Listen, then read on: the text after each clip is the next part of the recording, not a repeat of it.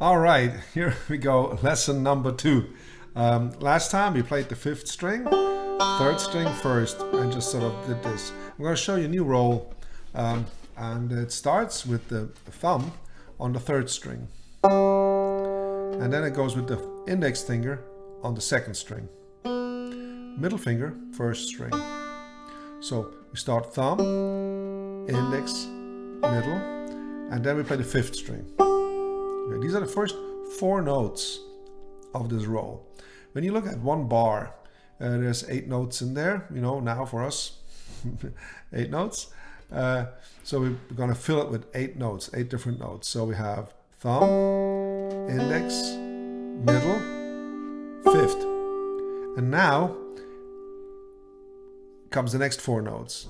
It starts with the middle finger, the index finger on the 2nd, and the thumb on the 3rd, and middle on the 1st. Okay, so let's do that again.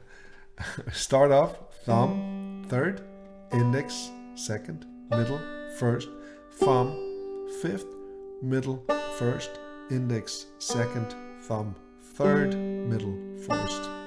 That makes 8 notes. I do that really slowly, the first 4 notes slowly. And then the second 4.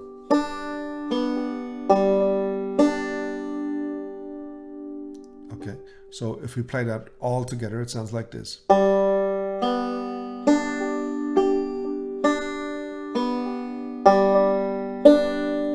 That makes 8 notes. Now that's called a forward-backward roll, because the first movement is forward. So that means forward, thumb, index, middle. And then the next one is a backward. Index, middle, so it goes back, it goes in, middle, index, thumb. And then first. So, and that's why it's called forward, backward roll.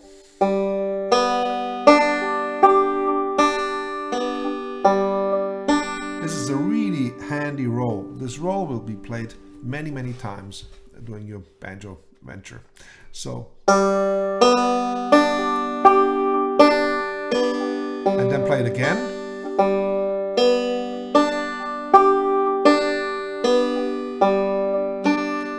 Important is that you really play the distance between the notes equal. Try. I mean, just try. Try not to play like.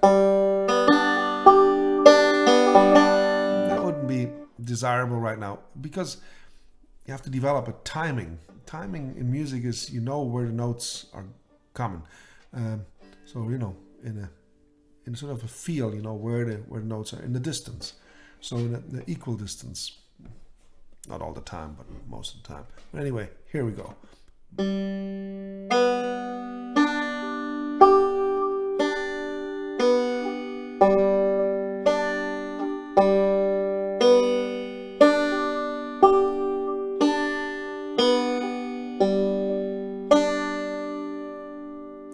That's a nice roll.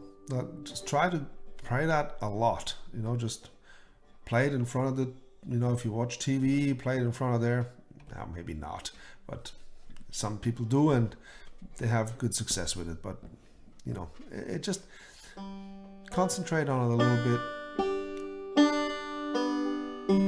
Get used to it. Little discomforts in hands when you start playing is really normal, so don't worry about this. This will go away. Again, you have to be really relaxed. If you already start off with a cramped hand, everything will become much more difficult, and you could also hurt yourself. So don't always try to relax your hand as much as possible, and just move the finger accordingly.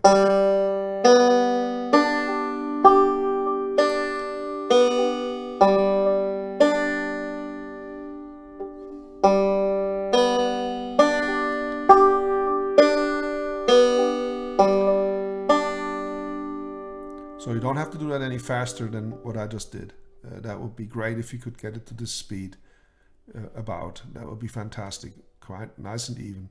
Like I said, you don't even have to wear finger picks right now. Just do that. Just do it like that.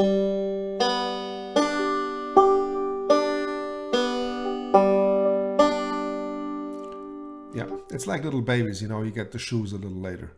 Stop walking around barefoot. Here's just, you know, a funny thing. Because of the fifth string, some people ask, why is there a fifth string on the banjo?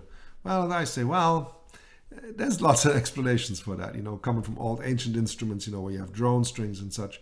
But I like to see the banjo as like a hand, you know. You have a thumb here, and you have four fingers up here, so it's like a hand, or even, you know, like a horse's foot, you know, with the thumb, you know, that's up on the leg of the horse. Anyway, maybe that has nothing to do with the reason for this, but I like this.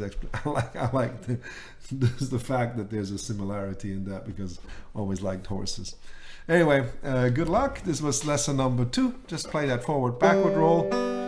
Enjoy the sound of it, and don't forget to sing along with it. Da, da, da, da, da, da, da, da. To connect your mind with your fingers, your musical mind with your fingers.